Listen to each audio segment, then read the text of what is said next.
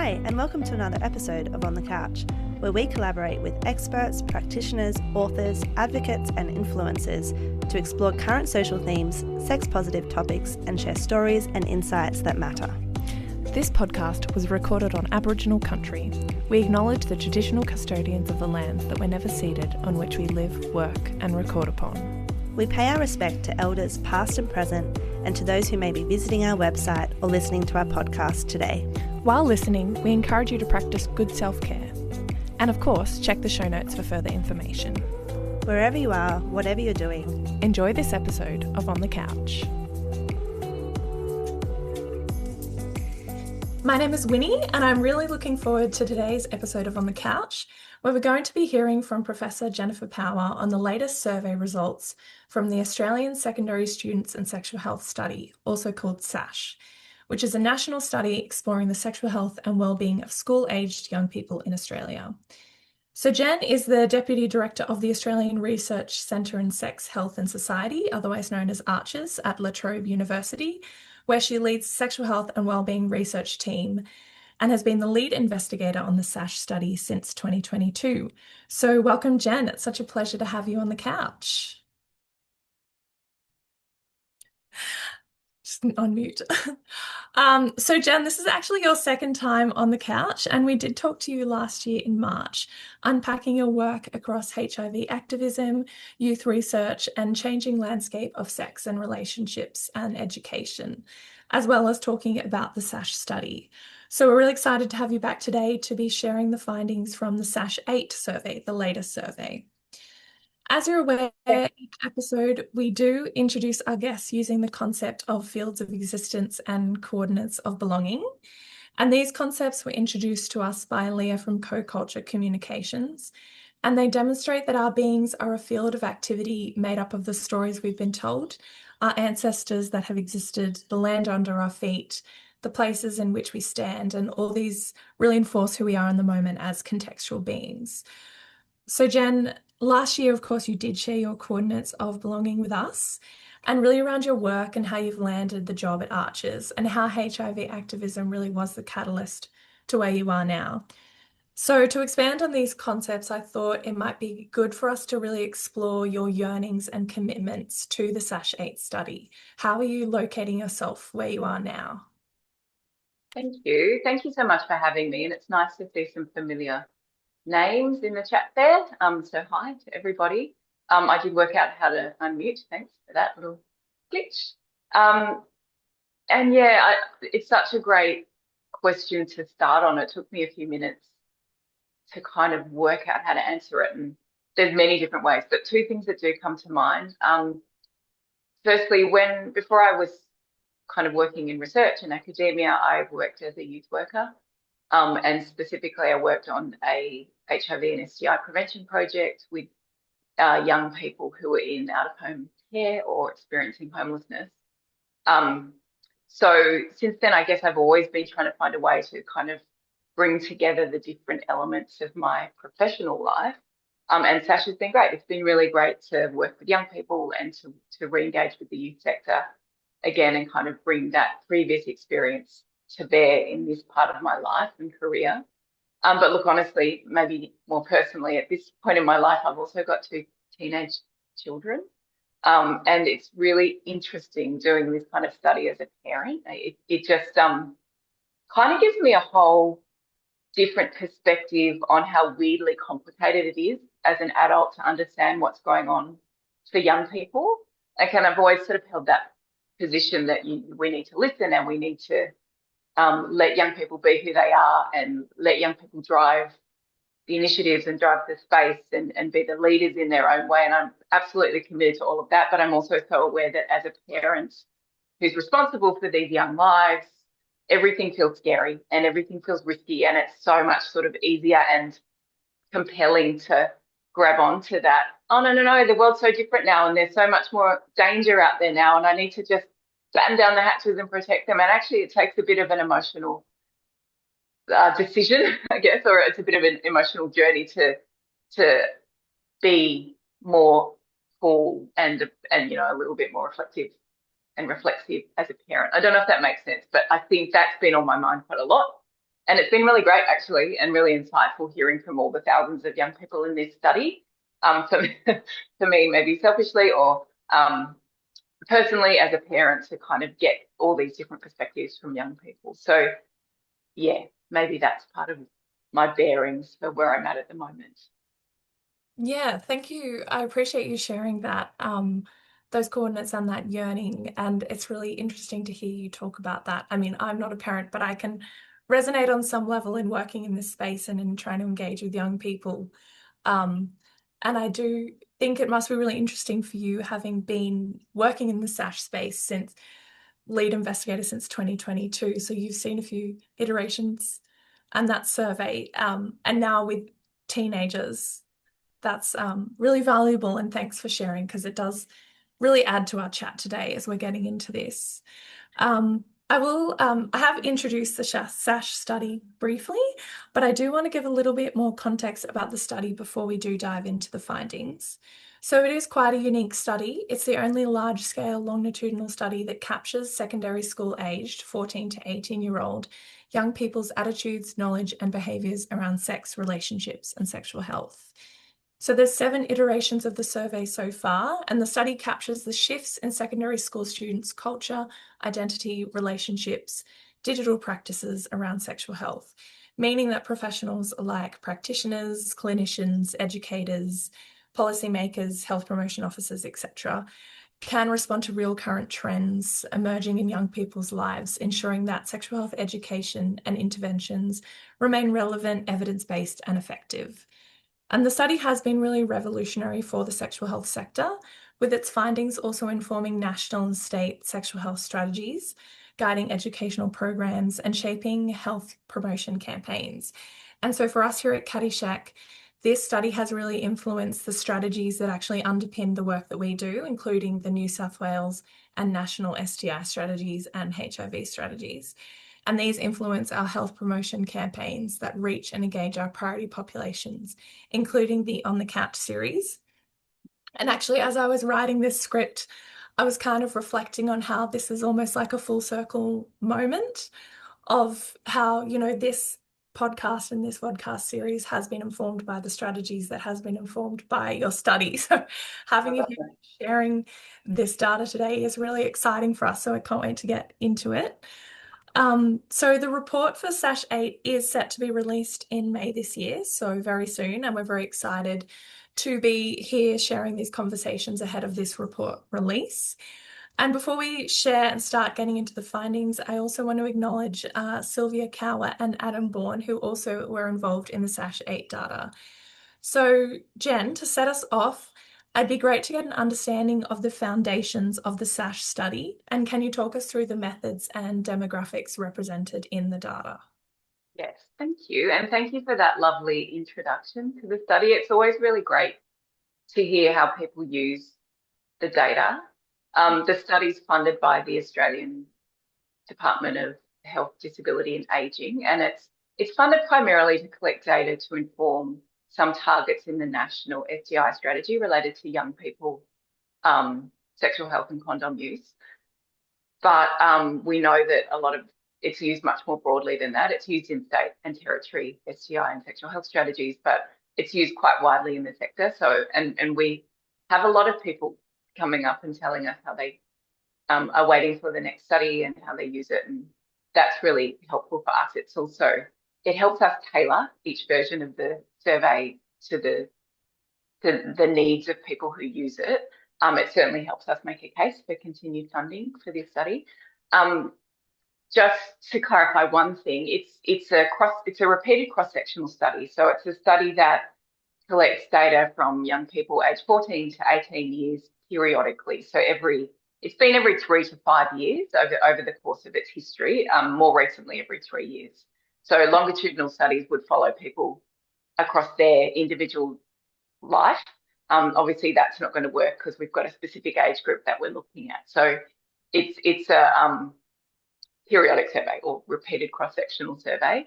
The very first one was done in 1992. So the origin of this study, and you've probably heard me tell this story before, but I think it's I think it's important. It sort of contextualizes the way we approach this study. but it was done, or it was initiated fairly early on in the HIV epidemic, when everyone was still kind of expecting that there might be a second wave of HIV and that young heterosexual people would be the group most affected by HIV. So there wasn't any treatment at the time, or certainly not any effective treatment like there is now. There was still a lot of uncertainty, a lot of fear around HIV.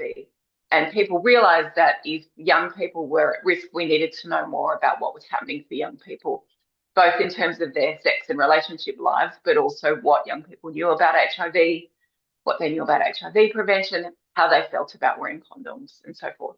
So this study was initiated, and schools were brought on board to help implement the study. In fact, the very first study, there was a lot of concern about it, and people from the health departments in different states and territories were recruited to stand in the classrooms as young people were filling in the survey, because there was a lot of concern that no one would understand why they were doing it, that there'd be a lot of questions, or that young people would just be kind of mucking around and not taking it seriously. So it was done with a lot of sort of trepidation, which I think speaks to the reason it hadn't been done before. The idea of going into schools and asking young people to fill in a study about their sex life was just kind of unheard of, and I think would have continued to be unheard of if HIV hadn't created literally a life or death situation. So that was very much the origins, the reason this survey was able to be initiated in schools. And it was conducted in schools from 1992, when it was first run, through to 2013. So the process by which that was done was we would contact a random selection of schools across the country. The first iteration, it was just government schools, but over the next couple of iterations, independent and Catholic schools were brought on board. Then the school would say yes or no. It usually depended on whether or not the principal was interested and felt that the school had capacity to complete the survey. Then for the schools that said yes, we would send out, for the first iterations, we went out with them. I say we, that wasn't actually me. I was still in school at that time, but we, as the group of people who've run and taken stewardship of this survey over the years. From 97 onwards, boxes of the survey were sent out to schools. It was administered usually in PD, HPE, so PE classes, health classes, and then that was sent back to us. It was expensive and took a huge amount of effort to make that survey happen, but it was kind of the gold standard of data collection because we had this random sample. So it was schools were randomly selected, and then everyone in year 10 and 12 within those randomly selected schools completed this survey. So, you know, we weren't reliant on young people kind of opting into the survey necessarily. It was young people randomly selected. However, by the sort of 2008, 2013, it was getting really hard to recruit schools. So we were using the same process, but fewer and fewer schools were opting in. I think there was a few things going on. HIV was now kind of considered a chronic manageable condition. There was less fear.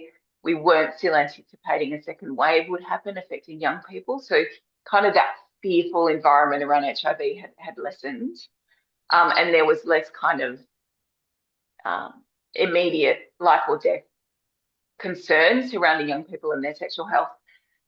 Probably crowded curriculums were starting to happen, particularly for year 12. So there was a lot less interest in bringing anything in to add to that curriculum. And I think there was a bit of an increase in conservatism. So again, the idea of a survey about sex being conducted in schools was becoming less appealing. So that meant that even though we'd randomly sort of selected schools, we were still getting this really biased sample. So a lot more inner city schools, progressive independent schools. You know, we weren't hearing from the sort of demographic spread of young people that we had in the past. So in 2013, we introduced online recruitment. 2013 was the heyday of Facebook. It's hard to remember, but there was a lot of young people on Facebook in 2013, and then again in 2018. So we were able to collect these really large and really diverse samples of young people just from throwing a few Facebook ads out there. And when I say diverse, I mean we heard from, so in 2018, within like a month, we'd heard from 6,000 young people from across all states and territories, are really quite widespread in terms of gender and sexuality, in terms of the age group within that 14 to 18-year age range, school type, and sort of sexual experiences as well. So it was really effective to recruit young people to take part in this study online. And people can be skeptical about whether or not online recruitment kind of is genuine. Like, how do we know who's on the other end of that survey? But we have quite a lot of open text responses in SASH. And look, if these young people aren't genuine, then there are some people taking a lot of time out of their day to mischievously fill in a survey, because we get really long, very detailed, very, seemingly genuine answers to the questions that we ask. They're not people, like, you can tell immediately if someone's mucking around and, throwing some rude words in just to try and shock you. That we exclude those very quickly, but it's quite obvious that these are pretty genuine responses. That's become harder. Algorithms have become tighter. So we put an ad on Instagram now, and it'll be shown to people who are already interested in that content. So in terms of reaching young people who are kind of not necessarily already engaged with these issues, or not necessarily sexually experienced, we're just not able to reach those young people online. So that is a very long way of saying that for 2024, we still relied heavily on Instagram advertising. We haven't gone back into schools because that's difficult, because the environment is very difficult, and we don't necessarily have the budget to make that happen anymore, although we haven't sort of ruled that out for further iterations of the study. So for 2020, for this version, SASH 8, for which data were collected from October 2024 till April 2025, we relied on Instagram advertising, but we augmented this with data collection using a professional survey panel. So those are those survey panels that were started out as kind of for market research. So these companies would ask people if they wanted to be part of their panel. They would say yes, they'd agree to be invited to take part in a whole bunch of surveys, and they get paid usually through gift cards or kind of credits. And if they do a certain number of surveys, they get a big payment or a gift card. So we used the Student Edge panel, which is known to be quite a good panel for young people, and they recruited around about 1,000 young people for us through their panel. That was really great because they've got particularly young heterosexual men in their panel who we tend to struggle to reach online. We also really put a lot of effort into reconnecting with the youth sector. So we hired YACVIC, the Youth Affairs Council of Victoria, to work with us. They employed a young person to just make phone calls, really, to all different youth services and programs across Australia, just asking if they'd be willing to hand out flyers, chat to young people, just kind of, I guess, do some of the on the ground work promoting the study. That wasn't hugely successful in terms of the number of people who filled in the survey. There was maybe 250 responses that came through that way, but it certainly gave us an opportunity to connect with a whole range of services who were interested in the study, who wanted feedback, who wanted to hear about what we found. So I feel like that will be momentum going forward for this study. So in the end, for SASH 8, we heard from 4,396 young people, all of whom were aged between 14 and 18 years. All states and territories, although we struggle and have always struggled to reach young people in the Northern Territory. I think there's a number of reasons for that. There are other surveys that happen specifically within the territory, and there's just fewer sort of channels and services through which we work in that space. Within or among that 4,396 group of young people, the average age was 17, so a little bit older, which I think reflects the algorithm. So a lot of and also restrictions in social media. They actually, even before social media bans, weren't allowing us to advertise to people under 16. So we were primarily reaching an older age group online. Predominantly young cisgender women, so about 60% young women in this survey. Actually, I say cisgender, that's incorrect. We allow young people to define gender in their own terms. So the options are woman, man, or male, female, and then trans and non-binary, and then there's an option to define gender in other terms. People self-define. So whether or not someone has trans experience, if they identify as a woman, that's the category that we use those data in. So there were 7% of young people who identified as trans, which is using the umbrella trans, non-binary and gender diverse term. They are young people for whom that's their gender identity and their preferred gender identity for the survey. So with that in mind, there were 61% young women, 32% young men, and 7% trans young people.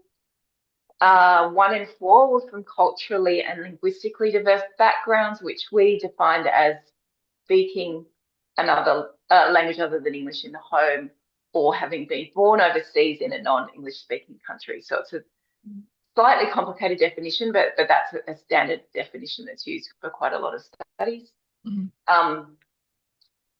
And about 3% identified as First Nations, and we had about 44% who identified as lesbian, gay, bi, or queer, which I think is probably an overrepresentation. You know, there aren't a lot of sort of national data sets to compare this to, but it's probably a slightly higher representation of queer young people than what we see in other studies. Yeah, sorry, I might stop there. That's long answer to that first question. No, that's great. I think it's really important that we actually really get this foundational understanding of the survey and how you are reaching those audience and getting those demographics and where people are coming from. And I understand that element of digital landscapes is evolving so quick and fast. It's challenging. You know, we definitely have that here at Caddyshack, that algorithmic suppression and censorship. So it's great to hear how many results and how many people responded. I want to know how young people's experiences of sex and relationships.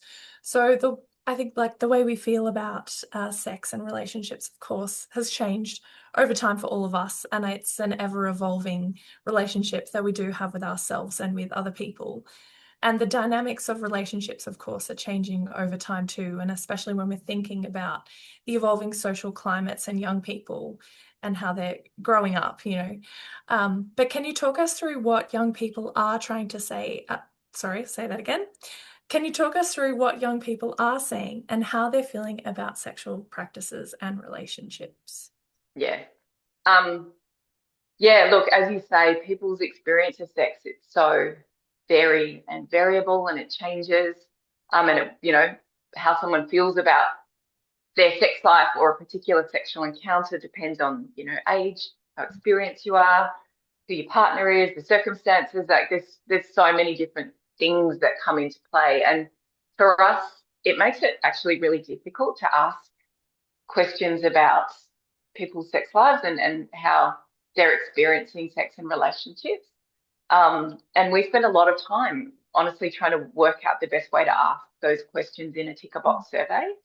And one of the things that we do is, like, we do ask some sort of general questions about sexual experiences. Sorry, runny nose today.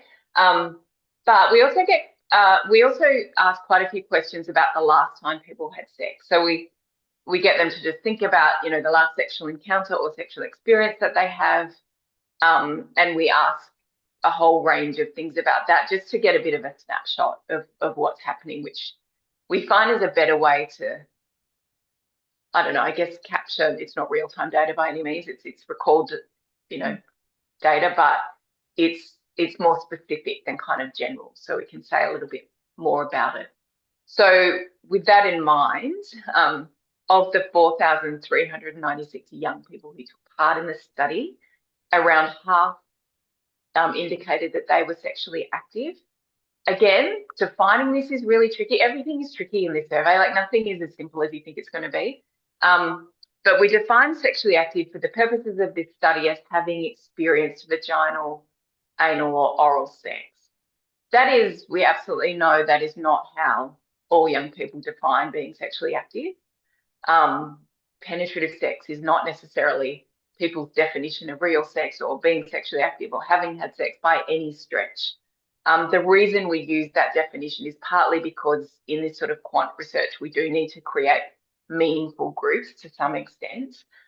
It also speaks to the history of this survey where condom use was really central. So if we're going to do sort of over time comparisons, we need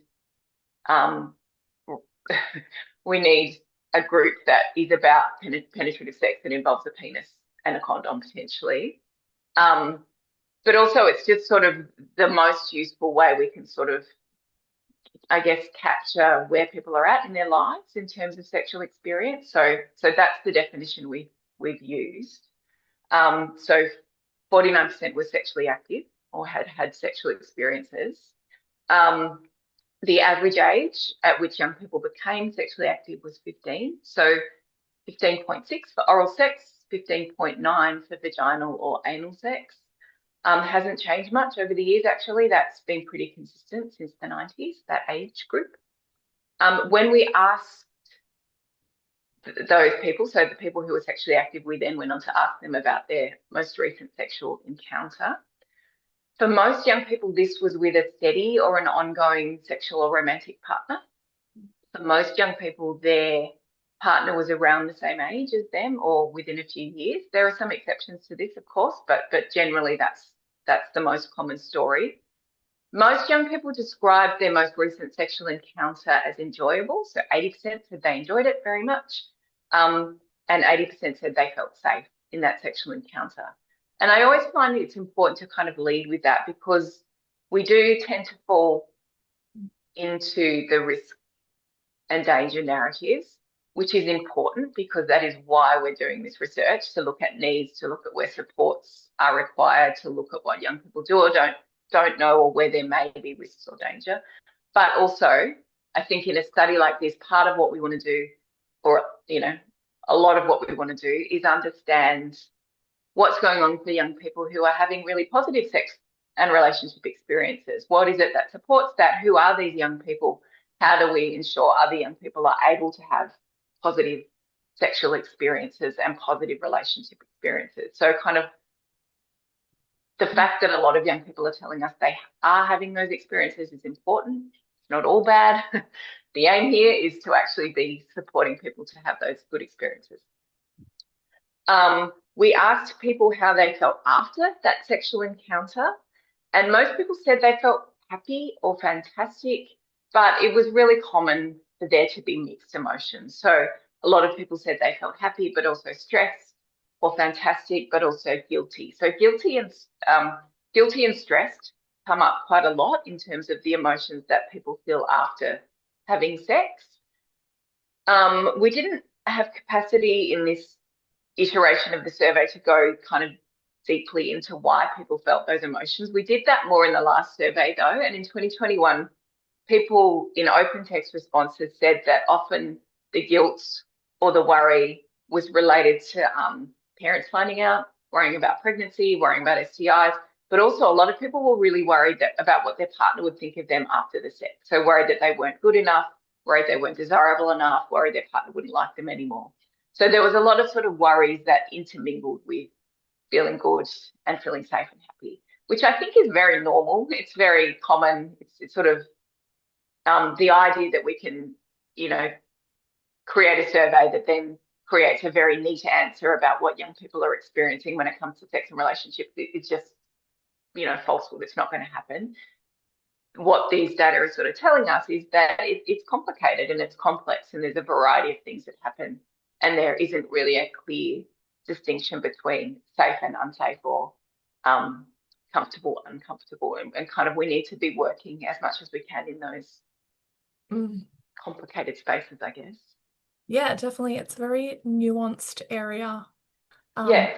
And there's a lot of, intersectionality and kind of history that's around that. We're not really often taught to embrace our desire so openly. Yeah.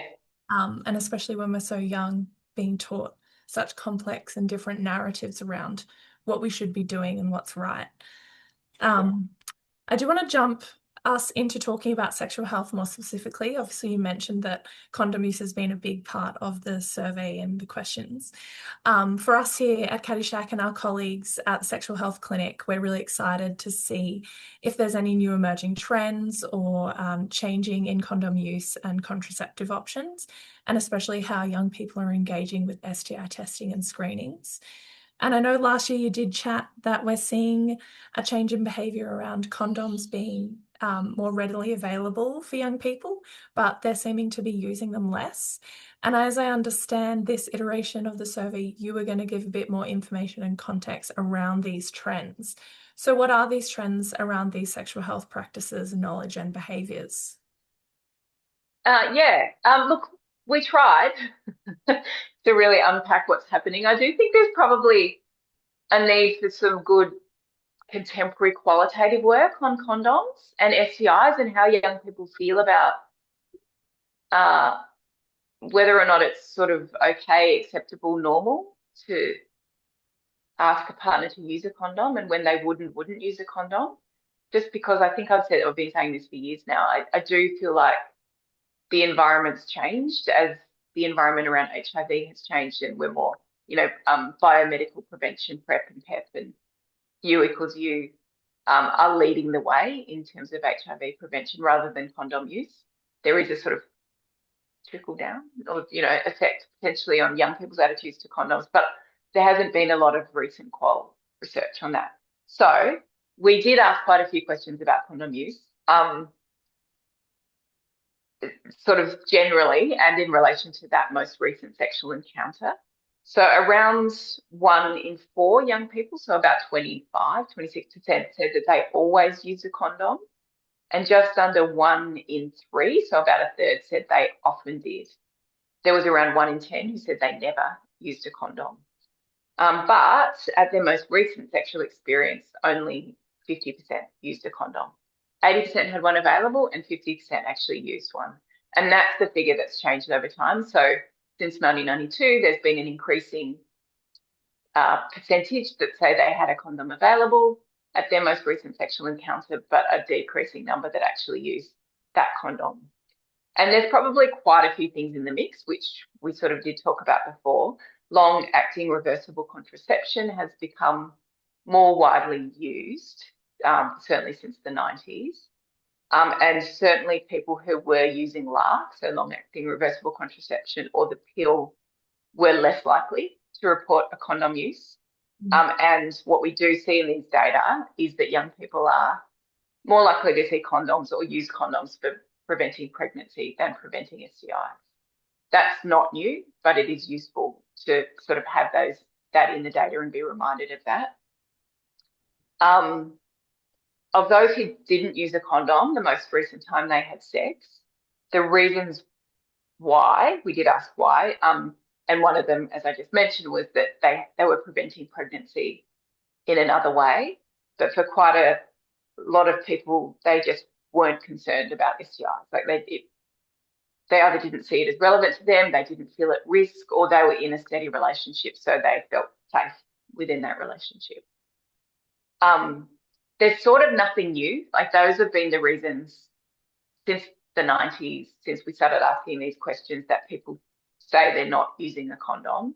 But I think that's still important to know, actually reiterating that this is still the pattern, that there's not some sort of magical thing that's happened that means young people are now fully aware of the importance of using condom. Actually, condoms still sit in this funny space around trust, risk perception, knowing your partner, sort of choosing the decisions are sort of all affected by these sort of social factors and the relational factors that are happening in that moment. There's no one going, I've got blah, blah, blah percentage risk of getting an STI, so therefore I better use a condom. Like it's just sort of not the way these kind of decisions happen. What was I going to say? The people who were in a relationship were much more likely to have a condom available, so they were sort of more prepared for sex, but less likely to use them. People who were not in a relationship with the person they were having sex with were more likely to use that condom, if that makes it, more likely to use a condom. the one thing that stood out for us too was that, so when we asked these questions about the type of contraception people used in their most recent sexual encounter, people could pick more than one, and there were quite a few people that, you know, were on the pill but also used a condom. There were 30% of people that said they used withdrawal, which is something we noticed last time. So that's where, you know, you pull the penis out before ejaculation in order to prevent pregnancy. And there were 30% who used that overall, and 1 in 10 had used that entirely. So withdrawal was the only contraception method that they used. So that stands out a little bit in terms of ineffective, like quite a few young people using an ineffective contraception method, and maybe not necessarily understanding that it's ineffective. We asked quite a few questions also about young people's kind of confidence and capacity to access sexual health care. And there were sort of weirdly mixed responses in that. So only 12% had ever been for an STI screen. Most of these were young women, so it's probably being offered as when people go for the pill or LARC. But it's also possible that young people just didn't feel they needed STI screening. Over 80% told us that they were aware they could ask for an STI test even without symptoms. And quite a few, so only 6% said that they felt they couldn't access STI screening if they needed it. So most people felt pretty confident that they could access STI screening or sexual health care if they needed it. But there are other things that sort of stood out as potential barriers. So even though 80% said they could access STI screening if they needed it, only 50% said they knew where to find a doctor for STI testing. About 40% said they didn't know how to access free services if they needed it. And about 40% were unaware they could get their own Medicare card prior to 18. So there was these sort of things that acted as kind of cost or logistical or sort of, you know, structural barriers to people accessing STI tests. I kind of read this as people being pretty confident that they could find a doctor if they needed one, but in the moment they don't necessarily know how. And that would make sense, right? People are pretty savvy at tracking things down if they really need to, but people certainly aren't accessing sexual health care in a routine way. I think there's not a lot of young people, certainly in this survey, who are, you know, regularly seeing a doctor about sexual health care. And if there's quite a few people who are using the pill and LARC, they're not necessarily having STI tests as part of those consultations. So there's a few gaps, I think, that we're seeing there. There were also quite a few people who didn't know that their parents couldn't access their Medicare records after 14, so about 70% of people weren't aware of that. And of the people who did indicate that they had some sort of unmet need when it came to contraception or other or STI testing or other forms of sexual health care, fear of parents finding out was one of those barriers cited or reasons they had this unmet healthcare need. So I think a bit of confusion about confidentiality, what services they can access without their parents finding out, particularly if they need to use Medicare, there was a little bit of a gap in there. And also stigma, you know, we know this about, you know, 80% said that they felt it would be shameful or embarrassing to have an STI, and about 76%, or exactly 76%, said they thought that STI testing was just not something their peer group did. So there's kind of these other potential stigma-related barriers to STI testing. The one interesting thing that did show up, and I don't quite know how we should sort of report this necessarily, but young people living in regional and remote areas of Australia were more likely to have had an STI screen. They were more likely to have spoken to a GP about sex and relationships, and they were more likely to say that they had a GP initiate that conversation about sex and relationships, which kind of goes against what we expected to find. We hear a lot about barriers to sexual health care in rural and regional areas. So we looked a bit more closely at that. We had this really big group of young people from rural Western Australia, which we think was because there was a few teachers and service providers who really promoted the survey, which is awesome. So we thought, oh, maybe they're the ones that are bringing up this average because they're already engaged with these service providers and educators. So we took them out of the mix, and that pattern sustained. So I think it was genuinely in there. And it is possible, like I looked around at other studies to see if people had found that, and there was just a little bit that showed in rural healthcare, they do tend to adopt an integrated model a little bit more readily, particularly in Aboriginal community-controlled health services.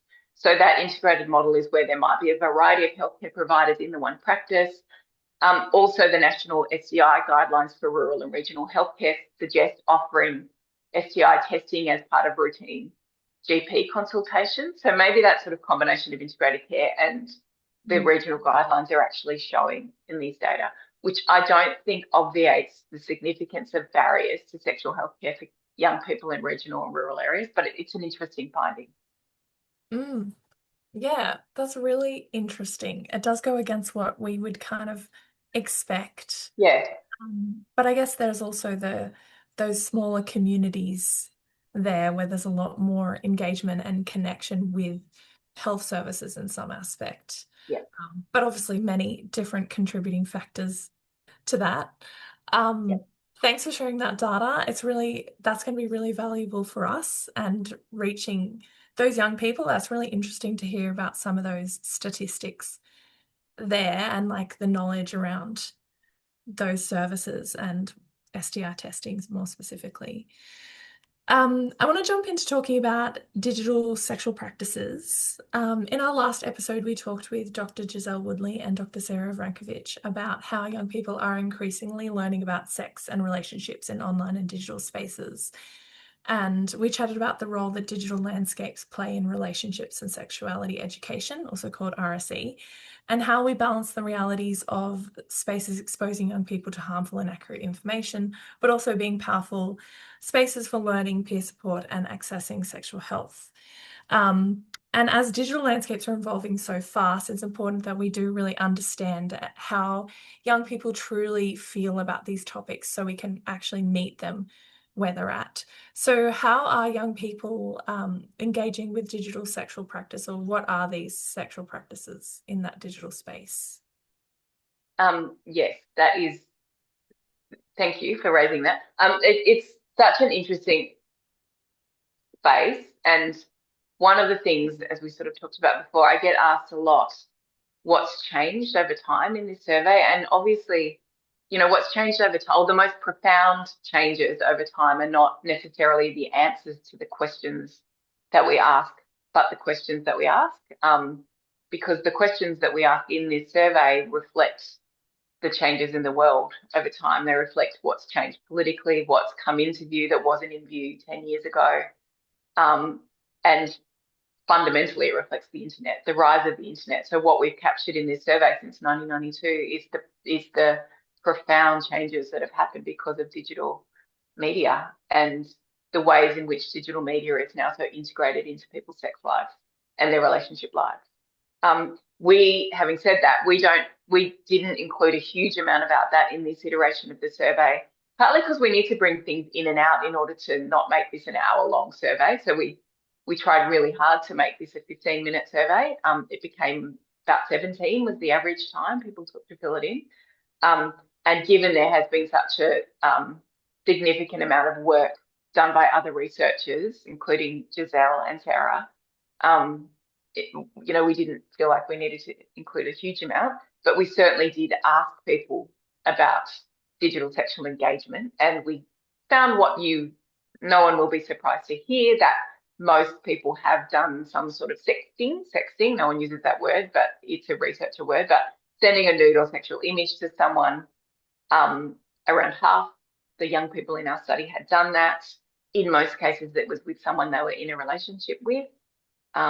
Most young people had looked at online porn, and these are figures I think we will be asked about quite a lot. So the average age, we asked people the average age at which they first did sexual practices, and we asked at the average age they first came across pornography online unintentionally and then intentionally. So the average age young people told us they first saw porn unintentionally was 11 and intentionally was 13. So quite young. I think, you know, we know that. We've all known that, but it is useful to have data that speaks to that, and that really does speak to the need to start having these conversations in RSE in primary school, which I think is starting to happen a little bit. Around half had received a nude or sexual image they did not ask for or consent to, so a sort of non-requested dick pic, for example. More concerningly, 13% said that they had a nude or sexual image of themselves shared without their consent. So there was certainly those, non-consensual image-based abuse experiences happening out there. But, as Sarah and Giselle spoke about, the digital environment isn't a really important place young people go to learn about sex and relationships, and that was very much reflected in these data. And it isn't just young people going to look up a government-funded website on STI symptoms. Like, what young people are going online to do is talk about their relationships, find people with similar experiences, understand their emotions, understand what's going on for them. I'm sort of saying that that's from previous studies, not necessarily what we picked up in this, but I think that, the sort of responses reflect that. It's online forums, it's wanting to learn about sex that people go to. I might stop there with that one. Yeah, that is interesting, and there is and having that data from 1992 would really show that evolving of digital spaces and how we're all shifting in the workforce as well to use those digital spaces, but obviously coming across a lot of challenges. I'm thinking of those, as you're talking about nudes and sexting and those, we do focus on those risks quite a bit when we think of that too. But what are the experiences of sexual violence or coercion and attitudes to consent in the data? So I think this is really valuable and important data to collect, and especially when we're thinking about comprehensive RSC initiatives as primary prevention against gender-based and sexual violence. And we know there have been recent changes to the curriculum in 2022 to cover respectful relationships, digital consent, coercion, and power imbalances, and moving beyond simply just say no and teaching that affirmative consent model and bodily autonomy, nonverbal communication. Are we seeing, we are seeing a lot of conversations around the rise of misogyny in young men and the views and beliefs adolescent men have about women. And recent research by the University of Melbourne did find that a third of teenage boys aged 13 to 17 agreed with these misogynistic attitudes. So I'm curious, what is the data showing us here around this topic? Yeah, we spent quite a lot of our questionnaire real estate. We asked quite a few questions about intimate partner violence and unwanted sexual experiences. We've also got some data on attitudes to sort of gender roles in relationships, partly because there's not surprisingly little data out there for young people on these experiences, particularly intimate partner violence. There's very little, virtually none for young people under 16. Most of the research on relationships or intimate partner violence starts at 16 or 18. So it felt like it was important for us to try and collect some of these data. It's also the data that gets reported most from this survey is actually related to unwanted sex. And so we wanted to do it really carefully and make sure it's presented really carefully. What we did find, we asked young people if they'd ever been in a relationship, sexual or romantic relationship, for more than 3 months. That was kind of the definition of a relationship. Again, that's tricky because, a relationship for anyone, but especially young people, might be 6 weeks. But we sort of needed a cutoff point. So around 60% had been in a relationship, may or may not have been sexual, but a romantic or sexual relationship. Of these, 37% had an experience of being frightened by someone they were in a relationship with. So that's 37% of those who've been in a relationship, about 23% of the sample as a whole. 44% of those who've been in a relationship had experienced verbal abuse within a relationship, so being called names, insulted, shamed. That's 27% of the entire sample. 31%, so 1 in 3, had experienced some form of technology facilitated harassment or tracking by a partner. So it's about 20% of the entire sample. And 18% reported some experience of physical violence, such as being hit, pushed or shoved or grabbed by a partner. So that was 11% of the sample as a whole. And then 2.6% reported being forced to have sex by a partner. So it's about 1% of the whole sample. And as you might expect, young women and trans young people were significantly more likely than young men to report having had these experiences. One thing I mentioned before is that this isn't a population-based sample. So because of the way we recruit the data, it's an opt-in survey, we advertise online, we use the flyers and things. We can't claim that this is a sample that reflects the population.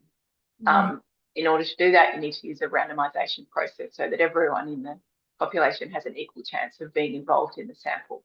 So we don't claim this to be a population-based data set or a representative sample. So we did look at these figures against other studies where they do have this representative sample, so where they use randomization to recruit people to the study. And one of those studies is the longitudinal study of Australian children, LTAC. You might have heard of this. It's a nationally representative study that's followed about 10,000 young kids in Australia since they were about 4 years old. Those young people are now in their 20s. So in 2018, they did a survey of the young people who were 18 to 19 at that point and did ask if they'd had a relationship and if they'd experienced any form of intimate partner violence within that relationship. And within 12 months prior to the survey was the kind of criteria they used. And they found that 25% had experienced emotional abuse within a relationship in the 12 months prior to the survey. 12% had experienced physical violence and 8% had experienced sexual abuse within their relationship. And that's just in the last 12 months. Another population-based study, which was the Australian Child Maltreatment Study, which was a big study of people of all ages, but they have a 16 to 24 age group. About 40% had experienced psychological violence in a relationship ever, not just in the last 12 months. About 1 in 4 had experienced physical violence and about 18% had experienced sexual violence. So our figures are very much in line, in fact, a tiny bit lower in some cases than other population-based studies. So I feel like we aren't overrepresenting young people's experiences of intimate partner violence, and that these are important findings, because programs, primary prevention of sexual and gender-based violence isn't necessarily reaching 14-year-olds, but there's a really important opportunity because of what you said before, Winnie, around the introduction, reintroduction, expansion of consent and respectful relationships education in schools. So, yeah, it's a lot. We also asked questions about unwanted sex. That was more nuanced. So we asked, have you ever experienced sex, including oral sex, when you did not want it? And then there was a range of circumstances that people could point to. So 21% had experienced sex that they did not want. For about 13% of these young people, that was because they wanted to kind of keep the peace. They didn't want to upset their partner. Another 12% said they didn't want to hurt their partner's feelings. Another 12% said it was because someone kept asking and they eventually relented. 6% said they were too intoxicated to consent. 6% said they were physically forced, and 2% were threatened. So that answer, I think we need to report really carefully as well, because it is sort of speaking to the complexity of consent, the challenge for all of us, but particularly young people with more limited experience, sort of creating boundaries in a relationship, what it feels like to say no, even though you love someone and care for them, but you don't want to have sex, and why that might be hard, and then what that means for consent and non-consent. I think consent is really complicated, and unwanted sex is really complicated, and hopefully data like this kind of helps us to unpack some of those nuances in a way that will be helpful for education, I guess, going forward. Yeah, thank you for sharing, because it is valuable, and that data really does support the fact that we do need that whole of school and whole of community approaches and Yeah. early intervention when we're thinking about these young people and how they navigate sex and relationships. Yeah. Yeah, as you're saying, that is hard to get that data on people who are that age. So that whole community approach is really important. We've just got 4 minutes left, and I will just say to everyone who is with us that we will be going over time a little bit. We just have a few more questions. So if you can stay, that's great. If you have to jump off, that's okay. We will be sending the recording and you'll be able to jump back on and listen to the end if you need to go. So I do want to talk about how young people are talking about sex. I know those who are joining us today will be quite interested to know how are young people talking about sex with their partners, with their friends, their family. Has this changed at all in the last data? Hasn't necessarily changed, actually. We asked quite a few questions about sexual communication because communication is so central to safe sex, to consent. And we just wanted to get us, and to seeking help, I guess, and to learning. So we wanted to know more about who young people are talking to, what they're talking about, what messages they're hearing. And we found that, sorry, I've completely lost my train of thought in my notes, so I'm just going to talk. We found that, as you might expect, friends are the group of people, the source of information, the sounding board that young people are most likely to go to turn to talk to, either have had those conversations about sex and relationships with their friends, or they're the ones they would intend to have those conversations with. That hasn't changed over time. It makes sense, I'm sure, to all of us that friends are the preferred source. Young people were also quite willing to talk to GPs. So quite a few young people, I think about 40%, although I lost where I put it in my notes, but stay tuned for the report, were quite willing to talk to their GPs. That didn't necessarily mean they had done, but they did feel like they could do and were confident that they could raise a conversation about sex or relationships with a GP if they needed. About 1 in 3 had spoken to their parents about sex or relationships. And I haven't quite worked out how to talk about that, because to me, on one level, 1 in 3 having had a conversation with a parent about sex feels good. Like, yeah, that's quite a lot. But equally, that's also 2 in 3 that haven't and wouldn't necessarily speak, they don't feel like they could speak to their parents about sex. Sorry, I think it's slightly fewer that said they couldn't or wouldn't. I haven't quite landed the narrative on that one yet. But either way, parents are featuring in that list. So people are up for speaking to their parents. The internet is on that list, although that comes underneath actual people, or actual sort of in real life people. So friends, parents, doctors come above people who are online. That may be to do with how we asked the question. We did use the term internet forums, like chat forums. We're old. I mean, that may not have been the sort of language that captures where people are going online, but we were sort of trying to tap into people who did go to Reddit forums or have conversations with people that they only know in online spaces about sex and relationships. So I think I'm bleeding into the question you're going to ask me next, but I'll do that anyway. Look, I think we asked quite a few questions about the messages young people are getting from their parents. Just, what are the messages they're left with?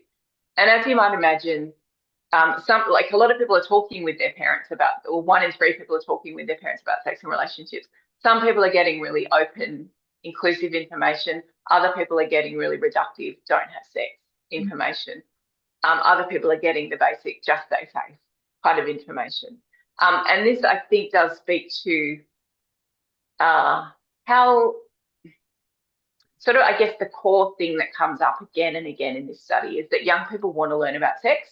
They want to have conversations with other people, including other adults, whether that's doctors, educators, or parents, about what's going on for them when it comes to relationships and sex. They want to learn what sex is going to be like, what it's going to feel like, how they initiate it, what to do.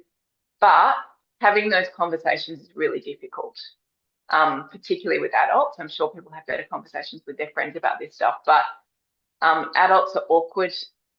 This includes teachers in schools as well as parents.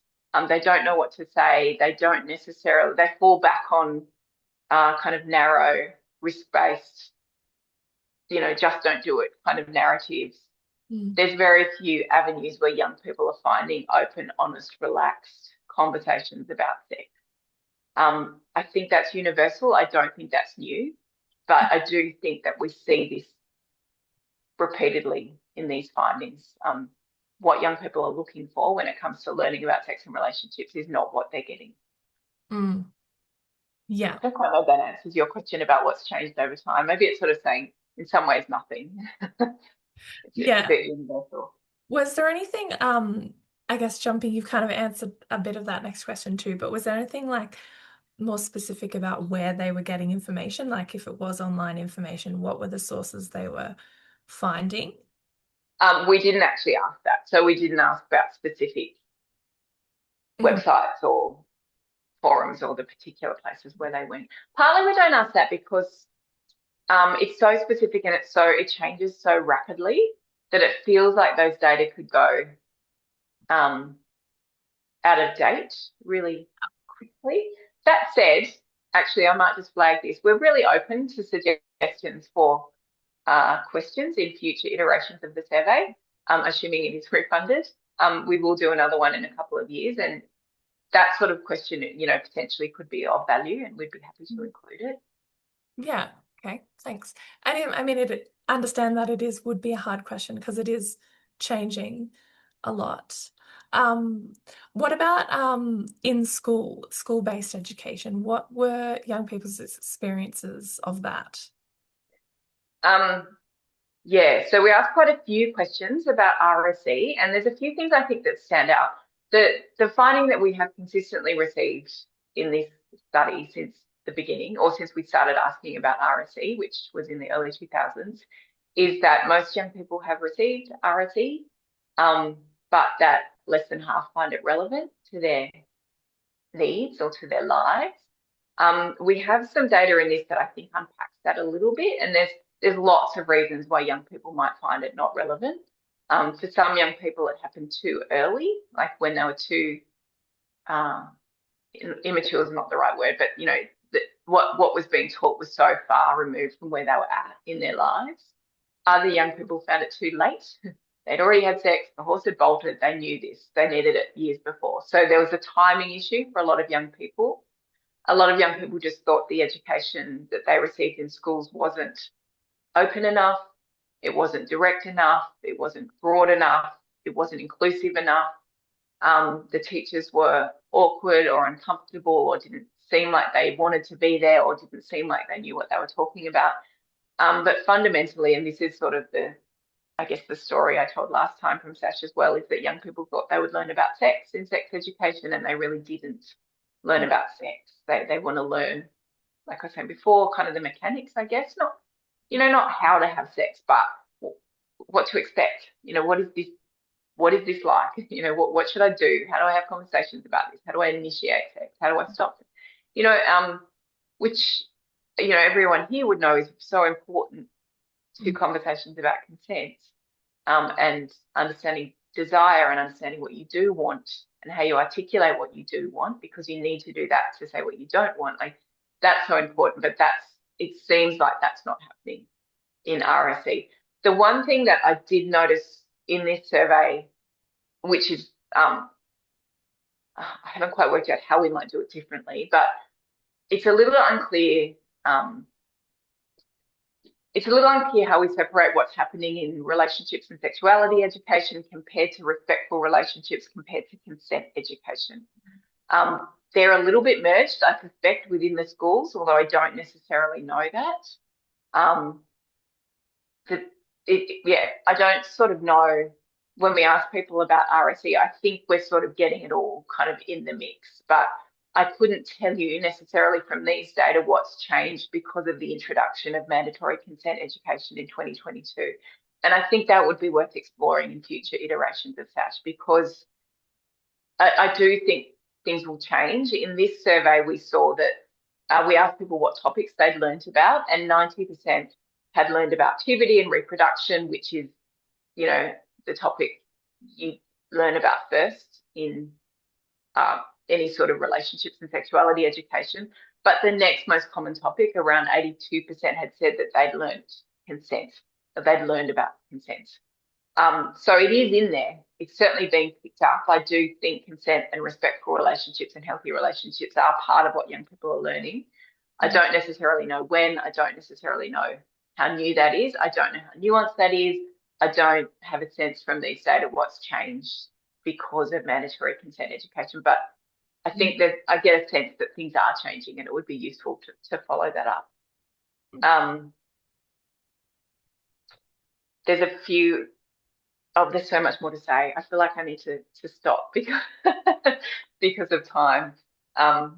Yeah, it's a little bit of watch this space, I guess. Yeah. The one thing we have found, and I mentioned this speaking at the RSE project the other day, we did this little piece of analysis looking at change over time in relationships and sexuality education. And the one thing that did stand out in that, so looking at all of the responses since we started asking that question in the early 2000s, was that more and more young people are receiving RSE in primary school. And that does line up with a range of sort of policy initiatives and the introduction of respectful relationships. And that in some states and territories, respectful relationships in primary school was mandated. It lines up with a shift in kind of the international UNESCO policy on RSE and respectful relationships happening younger. So there has been a trend to an earlier introduction of RSE, which is really good, but it's definitely not happening in year 11 and 12, because that's like most people, year 8 and 9 are when people are most likely to receive RSE, and then very few people get anything in year 11 or 12. That's because people are doing their HSC or BCE or whatever it's called in their state, and curriculums are crowded and they're focused on other things. But it does mean that for most young people in Australia, the last formal education they get on relationships and sexuality is when they're 15.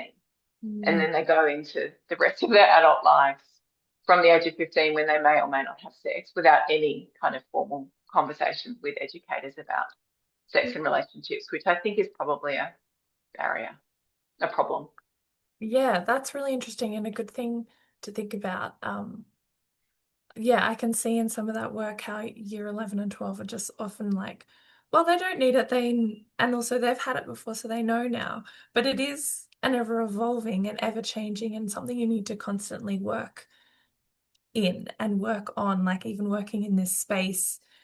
We are still learning about what consent really looks like, how we're really engaging, you know, so it is a constant ongoing thing we need to be learning.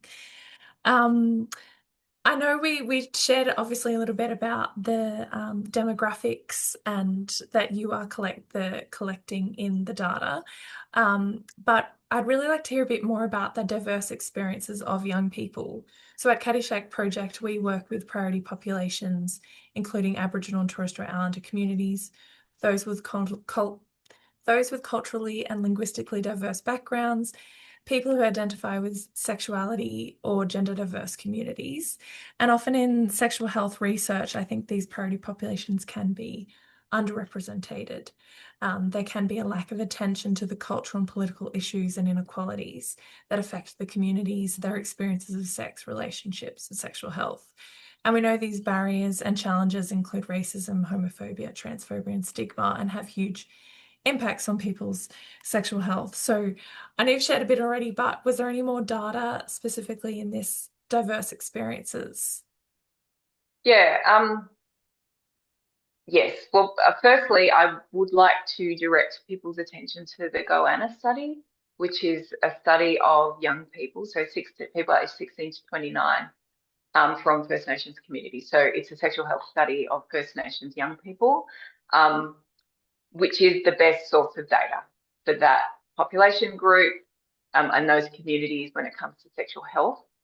And there is some crossover. So some of the questions we have in SASH are also in the Goanna study, and that's where I would go for that. We do obviously have data from First Nations young people in SASH, but this is not a First Nations-led study, and we're really mindful of that. And we do invite First Nations researchers who are interested in this space who might be interested in leading some analysis to get in touch, because we can make those data available. We can work with you to do some analysis to present those data. But Goanna is also doing it. So that would be my first point of call for more information on First Nations young people and sexual health. And I think Goanna 3 is soon to come out, if it hasn't already. But Goanna 2 is the second Goanna study, certainly available. When it comes to culturally and linguistically diverse communities, this is a really tricky one for us, because 1 in 4 of our participants in this study were culturally and linguistically diverse by that definition I spoke about before. So speak a language other than English at home as their first language at home, or were born in a non-English speaking country. But equally, there's a huge amount of diversity across that group.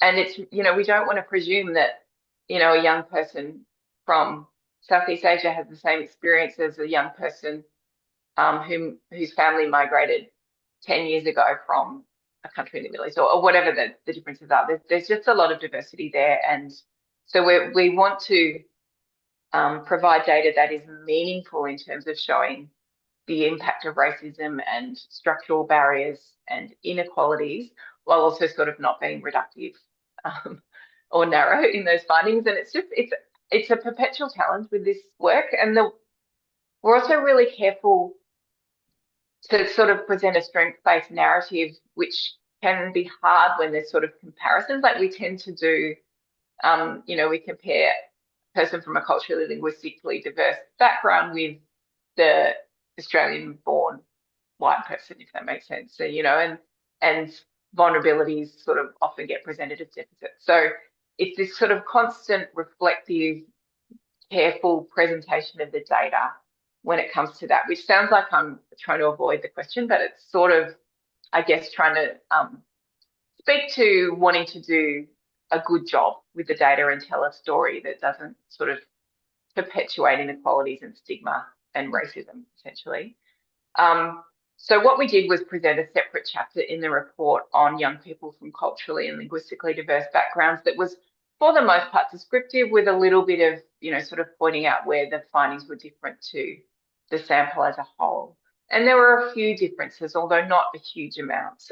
So we found young people from culturally and linguistically diverse backgrounds were less likely to be sexually active than we found in the sample as a whole, and a little bit less likely to have spoken to people about sex and relationships. So there was, generally less confidence or comfort speaking to parents in particular about sex and relationships within young people from those communities. But not necessarily, we weren't necessarily seeing big differences in terms of accessing sexual healthcare services or some of those other areas where we might really see the impact of structural racism. We will come back to those data as we present more, certainly in the different presentations that we do. But yeah, for now, those are the sort of standout findings for that group. When it comes to so lesbian, gay, bi, queer young people, and also trans and gender diverse young people, because we had such a big group, it's a little bit easier to sort of speak to those experiences. And, we really did find that young people who are queer or trans had some quite unique strengths compared to the group as a whole, as well as some challenges. So we did find that queer people, particularly, sorry, I'm using some of my notes. So queer people and trans and young people. So sorry, we looked at these groups, sexuality and gender separately. So when I say LGBTQ and trans, it's sort of speaking to those two different groupings, if you like.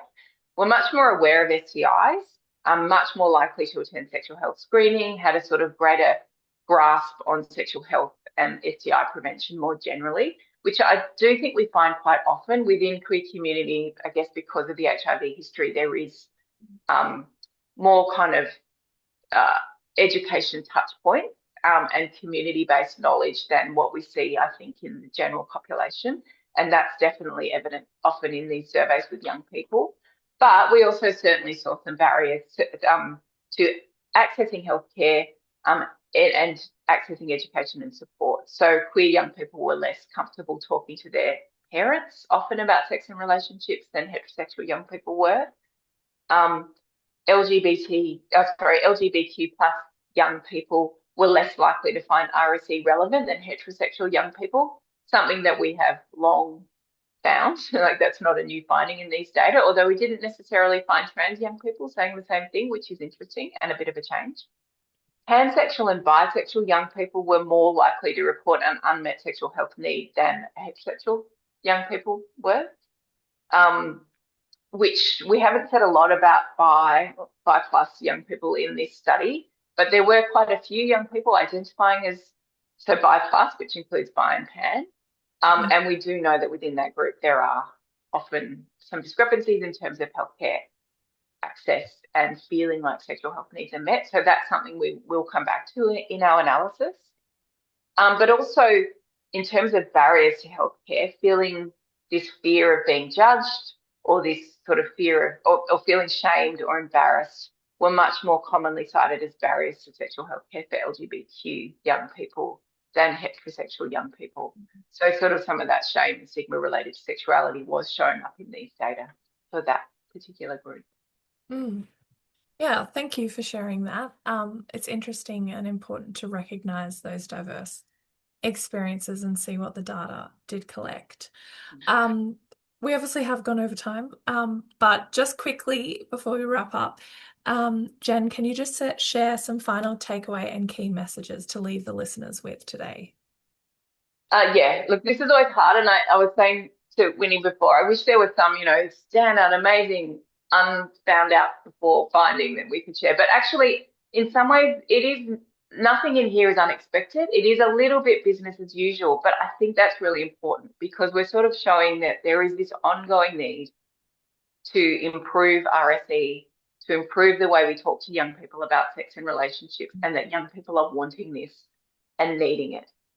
So some of the standout findings obviously relate to digital sexual experiences. Young people are online, they are looking at porn, they are sexting. We need to make this part of the conversation in ways that are meaningful and speak to young people's experiences. Access to sexual healthcare, I think, is showing up as an area where there is need, and we do need to do things like talk about Medicare, talk about how to access services, particularly in this environment where there's such limited access to bulk billing services. Like, cost is a big issue, I think, when it comes to sexual health care for young people, and will continue to be.